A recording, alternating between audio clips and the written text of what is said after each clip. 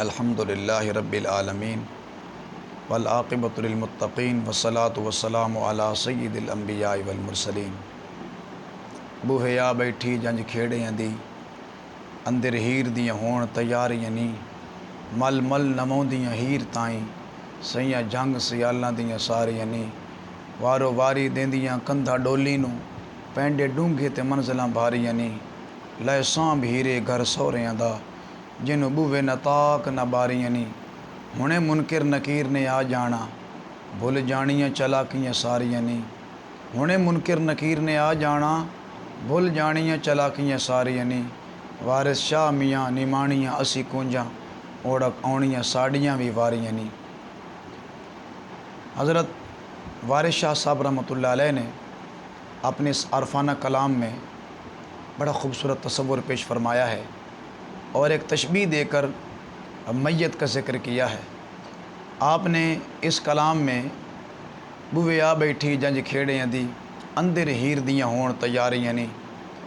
جنج کھیڑیاں دی سے مراد کیا ہے؟ جنازے پہ آنے والے برادری کے لوگ، محلہ کے لوگ، اپنے شہر کے لوگ، اپنے اعزہ اقربا جو ایک جنج بن کے بارات بن کے جنازہ کے لیے تیار ہو کے بیٹھے ہوتے ہیں۔ اندر ہیر دیاں ہون تیاریاں نے، ہیر سے مراد مرنے والا یا مرنے والی عورت ہے جس کا غسل کفن کا اہتمام کیا جا رہا ہوتا ہے۔ مل مل نموندیاں ہیر تائیں سیاں جنگ سیالاں دیاں ساریاں نی، جیسے ہیر کی ڈولی دینے سے پہلے ہیر کو غسل دیا گیا اور ہر دلہن کو بڑا خوبصورت طریقے سے مکمل طریقے سے غسل دے کر اچھے کپڑے پہنائے جاتے ہیں، اس کی آخری رسومات ادا کی جاتی ہیں، اس کی ڈولی جو ہے وہ حوالے کی جاتی ہے دلہا کے۔ اسی طرح یہاں بھی اندر ہیر دیاں ہون تیاریاں نی،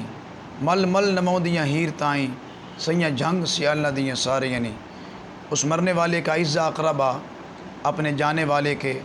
آخری غسل کا اہتمام کر رہے ہوتے ہیں، بڑے اچھے طریقے سے اس کو غسل دیتے ہیں۔ اور یہاں پر میرے آقا کریم صلی اللہ علیہ وسلم نے بڑا خوبصورت پیغام دیا۔ حضور فرماتے ہیں جس نے اپنے مسلمان بھائی کو غسل دیا اور اس کا کوئی عیب دیکھا دوران غسل، ایسا عیب جو وہ پوری زندگی چھپاتا رہا،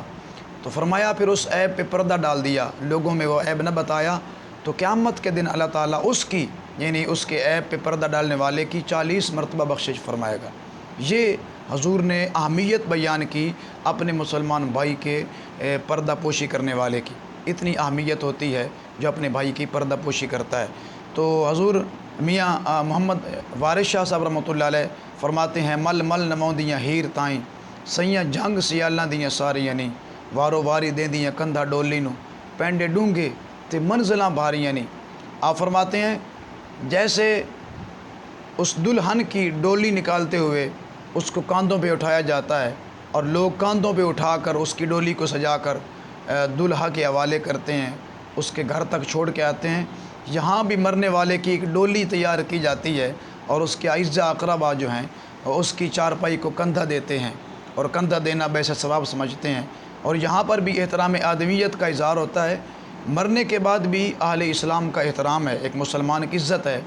اس کو احترام کی نظر سے دیکھا جا رہا ہے، اس کی بارات سجائی جا رہی ہے، اس کو کندھا دیا جا رہا ہے ثواب کی نیت سے۔ اگر مرنے کے بعد اس کی چارپائی کو کندھا دینا بیسے ثواب ہے، تو جب ایک مسلمان زندہ ہوتا ہے اس وقت اگر اس کو کندھا دیا جائے، اس کو سہارا دیا جائے تو کتنا درجہ عطا کیا جائے گا۔ تو فرماتے ہیں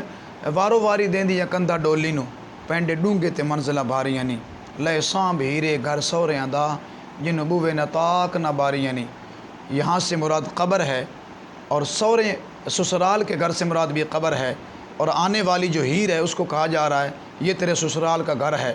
سسرال کا گھر ویسے تو بڑا خوبصورت ہوتا ہے، وہاں پہ خوشبو کی مہک آتی ہے، بڑا خوبصورت اہتمام ہوتا ہے، لیکن یہاں جو گھر ہے اس گھر سے برعکس ہے۔ وہاں تو خوبصورت گھر ہے، اس کے الماریاں، اس کے دروازے موجود ہوتے ہیں، یہاں پر جو گھر ہے یہ ایسا گھر ہے لے سانب ہیرے گھر سوہریاں دا جنوں بوے نہ تاک نہ باریاں نی۔ یہ قبر والا گھر ایسا گھر ہے جس کے دروازے نہیں ہیں، یہ اس کی 6 سمتیں بند کر دی جاتی ہیں اور پھر 4 دیواروں کے ساتھ انسان کو جو ہے وہ گزارا کرنا ہوتا ہے، انسان وہاں اکیلا ہے۔ آپ فرماتے ہیں ہنے منکر نکیر نے آ جانا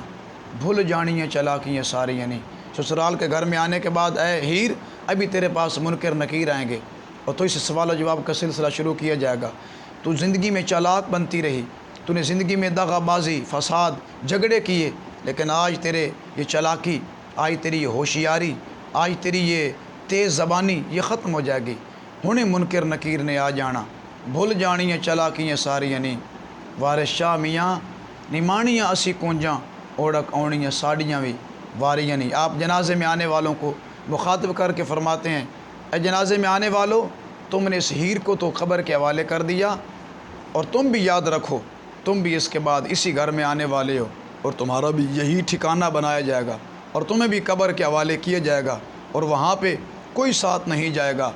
نامہ اعمال تمہارے ساتھ ہوگا، نیک اعمال تمہارے ساتھ ہوں گے، اور وہاں پہ پھر تنہا دنیا کو چھوڑ کر تم قبر میں جاؤ گے۔ تو یہ در حقیقت ہیر کی شادی کی تمثیل بیان کرتے ہوئے وارث شاہ صاحب رحمۃ اللہ علیہ نے جانے والے کی تمثیل بیان کی، مثال بیان کی، اور ہیر کی شادی کو اس رنگ میں بیان کر کے سننے والے کے دلوں کو باغ باغ کر دیا اور خوبصورت انداز سے پیغام پہنچایا۔ ہمیں بھی چاہیے کہ ہم بھی اپنے آپ کو اس آخری سفر کے لیے، آخری منزل کے لیے ہمیشہ کے لیے تیار رکھیں۔ آقا کریم صلی اللہ علیہ وسلم نے فرمایا، قبر المؤمن روضۃ من ریاض الجنہ، جو مومن کی قبر ہوتی ہے وہ تو جنت کے باغات میں سے ایک باغ ہوتی ہے۔ حقیقی مومن ہو، لا الہ الا اللہ محمد رسول اللہ پڑھنے کے بعد اس کلمہ طیبہ پہ پہرا دیتا رہے تو اس کا ٹھکانہ تو جنت ہے۔ قبر الکافر حفرۃ من حفر النار، فرمایا کہ جو کافر کی قبر ہے وہ جہنم کے گڑھوں میں سے ایک گڑھا ہوتا ہے۔ تو آئیے ہم خوش نصیب ہیں، اللہ تعالیٰ نے ہمیں ایمان کی دولت سے مالا مال کیا ہے، تو ہمیں بھی چاہیے کہ ہم حضور علیہ الصلوۃ والسلام کے فرمودات کو پیش نظر رکھتے ہوئے اپنی زندگی کو ڈھالیں اور قبر کی تیاری کو ہمیشہ کے لیے پیش نظر رکھیں۔ اللہ کریم ہمیں عمل کی توفیق عطا فرمائے۔